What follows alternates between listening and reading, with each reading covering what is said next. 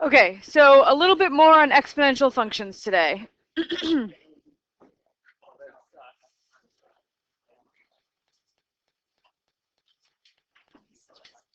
Okay, so how do we identify a linear function versus an exponential function if you're just looking at a table of data? Okay, so we're going to revisit the data from the rabbit utopia problem the day we first talked about exponential functions and see how we can use linear and exponential models to describe this change over time. So looking at the table, can you tell which function is linear and which function is exponential?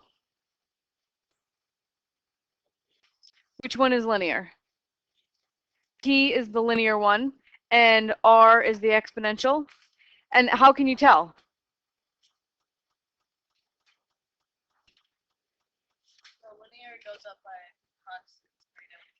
The linear goes up by a constant amount every time, right? Whereas what's happening with the exponential one?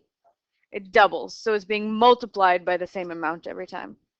So this is going up by plus 1,000, plus 1,000, plus 1,000. So there's a constant difference between successive y values. So this one is the linear. And then for the exponential, we call the constant thing is a constant ratio, right? Because if you do 2,000 over 1,000, you get 2, right? So this is times 2, times 2, times 2, times 2. So we call this thing the constant ratio, and that makes this an exponential function.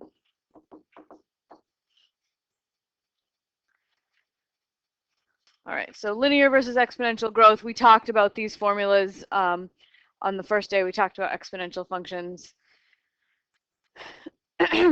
So in general, we can describe linear and exponential functions like this. For a linear function, each output, you have some initial quantity, and then you have a rate of growth or decline times the input. This is your b, your y-intercept. This is your slope m, and your input is x, right? So you get mx plus b, the regular equation of a line that you're used to. For an exponential function, you also start with an initial quantity, then you have a growth or a decay factor raised to the input.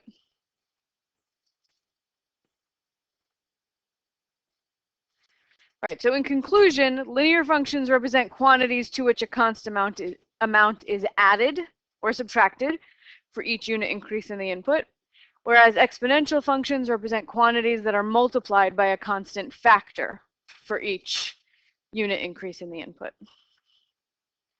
All right, so here are two functions, f of x and g of x. Let's look at f of x first. How could we tell if this is linear or exponential? It goes up by 30, yeah. 5 plus 30 is 35, plus 30 is 65, plus 30 is 95, plus 30 is 125. So we can immediately identify this as linear. It's going up by a constant amount. All right, what about g of x? 1.5, yeah. So it's increasing by half of itself. So that's like multiplying by 1.5 times 1.5 times 1.5. So this one we can immediately identify as exponential.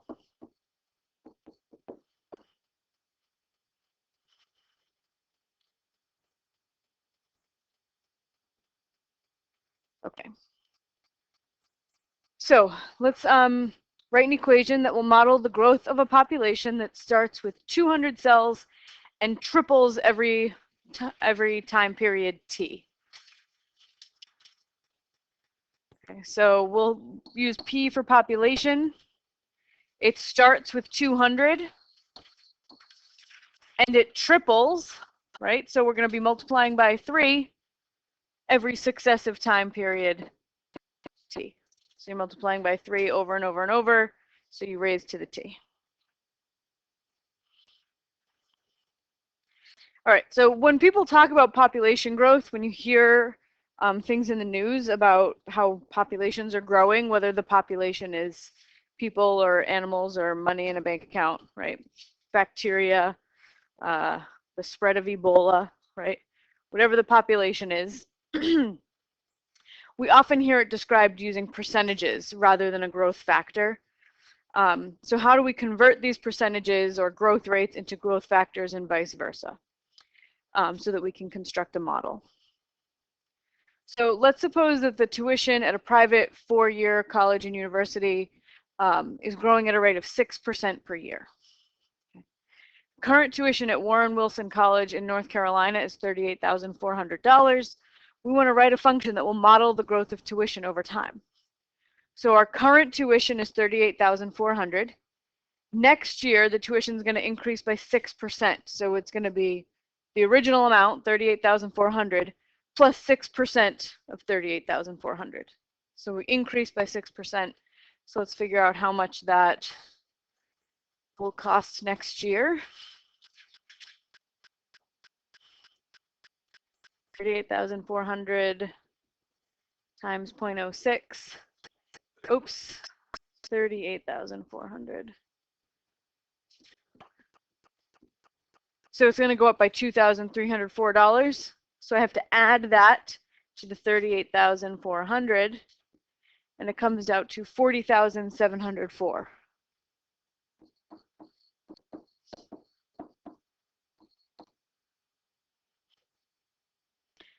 All right, so what's my growth factor, right? If my rate of increase is 6% each year, how would I think of that as a growth factor? What do you multiply 38,400 by to make 40,704? 1.06, yeah. So that 1 means that's how you get the original 38,400, and then you add 6 more percent. So it's like 100% of what you had plus 6% more. So my exponential function will be, let's do C for cost. Initial amount is 38,400 times my growth factor, 1.06 to the t, because you're going to multiply by 1.06 every year. It's just going to keep going up year after year.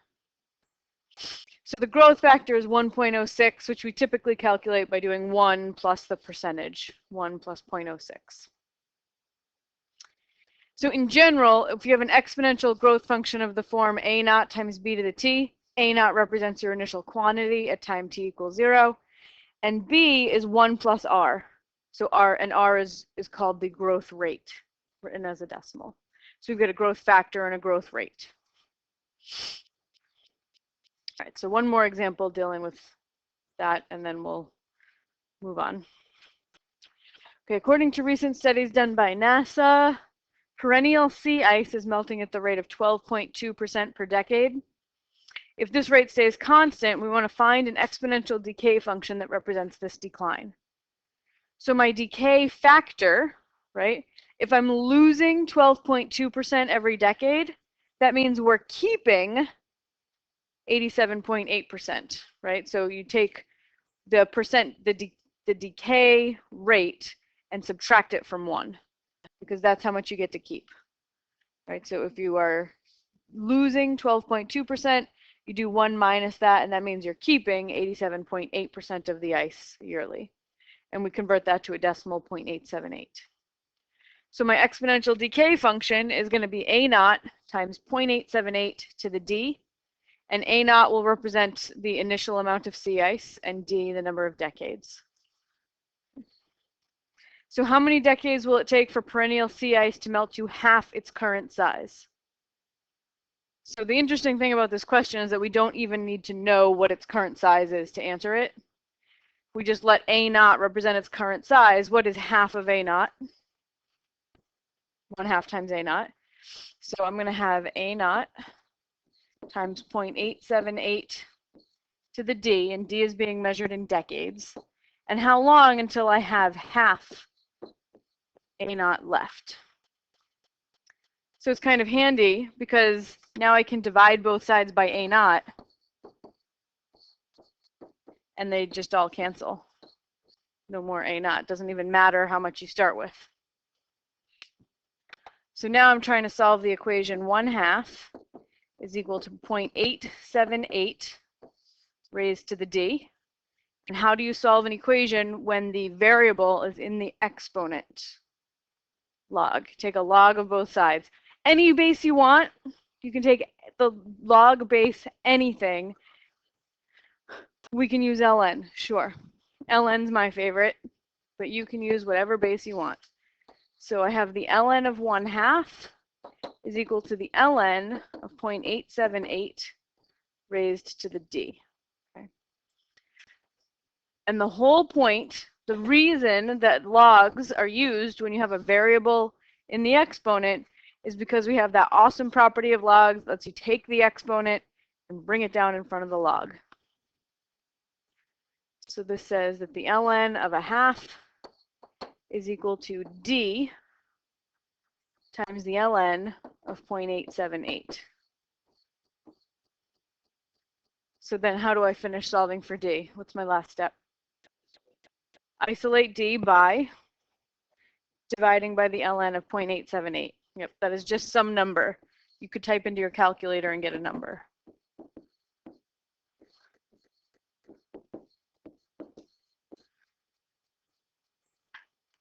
All right, so those cancel and we get d is approximately, I'll type this in. You got to be a little careful with parentheses when you're typing this in.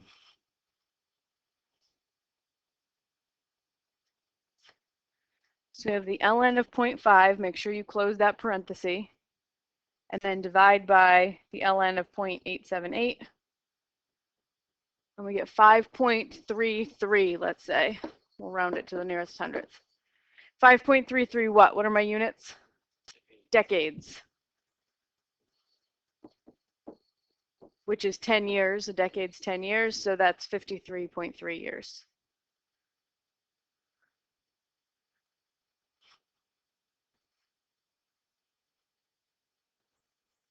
All right, sorry, I lied. I thought that was the last problem, but we got one more. Okay, we want to find the growth or decay factor for each of the following and write a function. So the population of Nigeria, their current annual growth rate is 2.7%.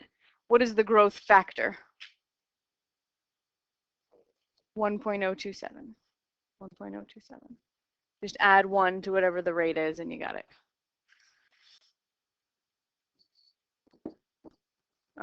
Ours. Why am I adding 1? Because the population is growing. So I mean, that means that 100% of the people who are there now will continue to be there the following year, plus an additional 2.7%. So you add 1 to represent the current 100% of people, and then add an additional 2.7. So here the growth factor is 1.027.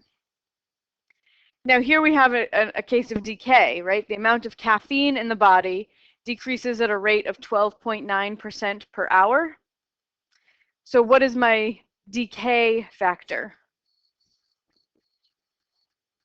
1 minus, yeah. Because now we're decaying by 12.9%, so you say, I'm not getting to keep 100% of what I had, right? I have 100% and I'm taking away 12.9%, so I subtract. And I need a calculator. 1 minus 0.129. I'm doing everything in decimals rather than percents. And we get 0.871.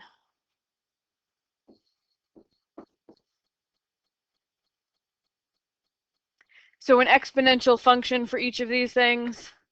So population would be P naught, whatever your initial population is, times 1.027 to the T. And for the caffeine, right, the amount of caffeine would be C naught, however much you initially ingested, times 0.871 to the T. This one T would be in hours.